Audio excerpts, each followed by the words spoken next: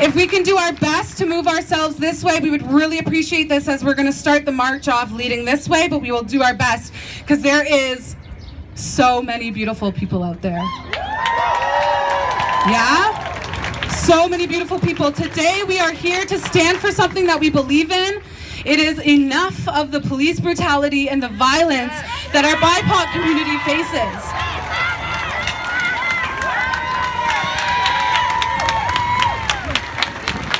To start this off, I'm going to invite Xico to the stage, and we're going to talk about our land acknowledgement.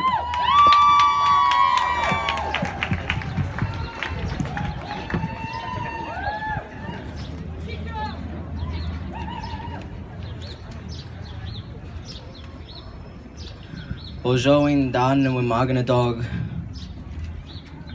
Bangi etago ninita ojibwem Jawgijik nadishnakaz makwa nadodam Plaskala nadunjaba Nawa minwa nijmanadonada.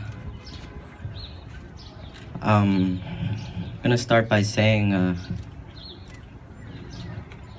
Makare medize wenon Chipite the Gadun, which is Black Lives Matter in Anishinaabemowin.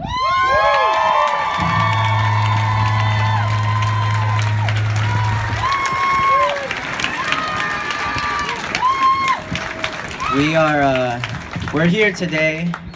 I guess I should introduce myself. My name is Xico Tenkat. People call me Xico. I am from Tlaxcala, Mexico. That's where my family has been from for as long as we know. We're from Tlaxcala. We've been here since before Cortez, before everything, before the big interference happened. My family spoke Nahuatl until I think maybe my grandmother's generation, so it's not removed. It's not far back. And we stand today on Anishinaabe land. Anishinaabe people are still here today. They very graciously have brought me into their community and culture because I did not know mine and I did not have anywhere to learn my own this far north. And this land is Mississauga land. There's a long history here, but it has been Anishinaabe land since time immemorial. Specifically, now it is the land of the Mississaugas of the Credit River. And they have a little reservation, about an hour and a half, depends how fast you drive, here, just a bit south of Toronto by Six Nations. And I wanted to talk about the land here because people forget, but I also wanted to talk about it today specifically in the fact that since 1492, Black and Indigenous people, our histories have been intertwined. Our people have been colonized together. The same way my people lost our culture, our languages, our social ways, everything about us, so much has been lost, Black people have suffered this same way.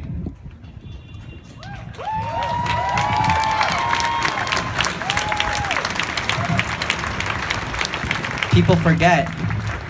A lot has been forgotten of our shared history. At the beginning of slavery, especially in what's now the South States of the United States, oh my God, my hair.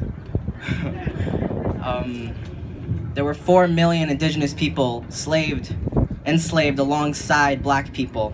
Most Black people who are descendants of slavery, today if they did a DNA test, not that I think this is the way to tell you're Native, you know, there's way different, better ways to do that. But if they were to do a DNA test, there would be Indigenous DNA in there. Because our people had children together, our people worked together, our people bled and died together, and they continue to do so in this country, and in the States, and everywhere we go. I think, as an Indigenous person, and someone who can speak a little bit, a very little bit, and with as much like humbleness as I can muster about this land, I think it is the most important thing that Indigenous people can do, and that everyone can do, is to stand with Black people. Yes. I could not stand here and tell anyone that I support Indigenous sovereignty without telling people that I support Black sovereignty. Yes. I could not stand here and say I care about Indigenous people without caring about Black people. I couldn't do anything for my nation without including the fact that black people are a part of my nation as well too. That black people are indigenous. Black people are indigenous to their own homeland from which they have been removed. We have a diaspora here in Canada. People have been removed from their land up here. People have been removed from their land across the ocean. And it's been this way for 500 years, more even. 500, was it 26, 27? I don't want it to be 600 years of people living like this. Things have to change. I have lived in Guelph since 2008. I guess I can say I grew up here or whatever. And I, as an indigenous person, have never had a single good interaction with the Guelph police. Same. I was never in a position where I should have had to interact with the police. I've never been in a position where I've done something illegal. I've never been in a position where anything that the Guelph police have done has been justified. And I'm lucky because what they've done to me has not been that bad. I think compared to what I've heard from other people, they've gone a lot worse.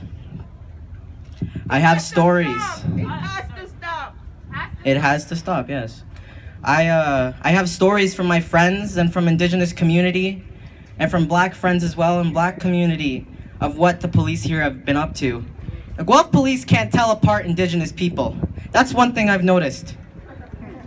I have friends mistaken for each other. I have friends who've been almost beat for being confused for another Indian. So that goes to show they almost beat up 2 natives that night. The Guelph police says a lot of things about inclusion and diversity and equity and all these words I'm sure many of us have had to endure. They don't care about us. Bullshit. Keep on the police. They don't really care about us. Yes. And I've heard throughout my time in Guelph many stories, and I've been fortunate enough in the past year to work with indigenous people in healthcare and people with addictions right down the street over at the Guelph Community Health Center. No, don't clap for me. Don't. It's just I'm just doing my due diligence. Thank you, but it's the least I can do. We appreciate you. Thank you. Okay. And in that time there has never been a single situation where I can say that the police were something needed to de-escalate, that the police that needed to be involved. I don't know what criminalizing people with addictions does in this city. I don't know what the purpose is of arresting dealers when we should be having pharmaceutical grade drugs on the street. That's how people wouldn't overdose. I'm here today with 2 friends dead because the city refuses to stop policing drugs.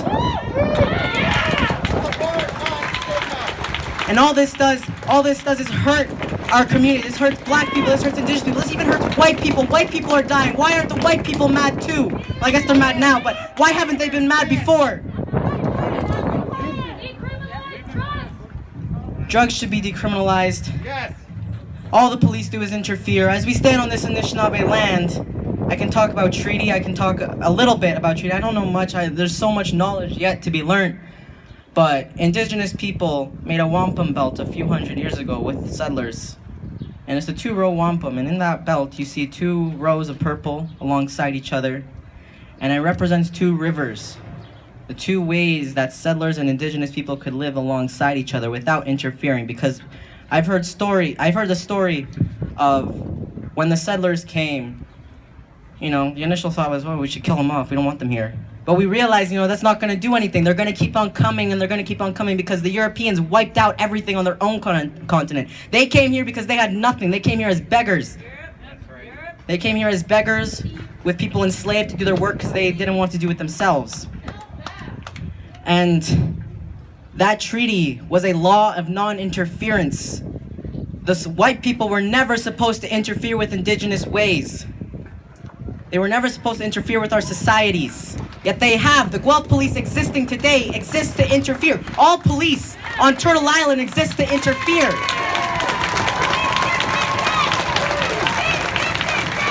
This is their purpose. All they do is interfere. And I'm sick of it. I don't want to walk around downtown Guelph being afraid of the police, even though I've done nothing. The police are criminal here without nothing.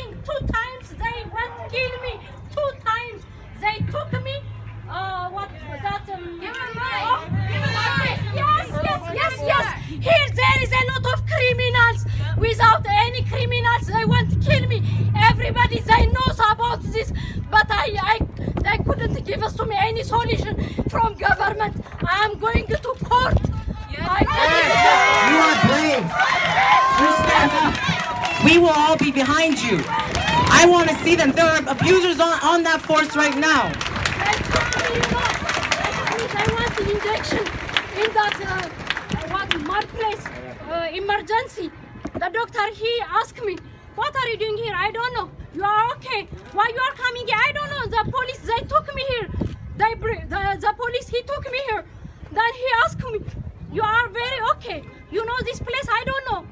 Then he told me, this is for crazy people. 6 days without nothing. He put me that crazy hospital. This is Canada. This is police. He do like that, They are racism.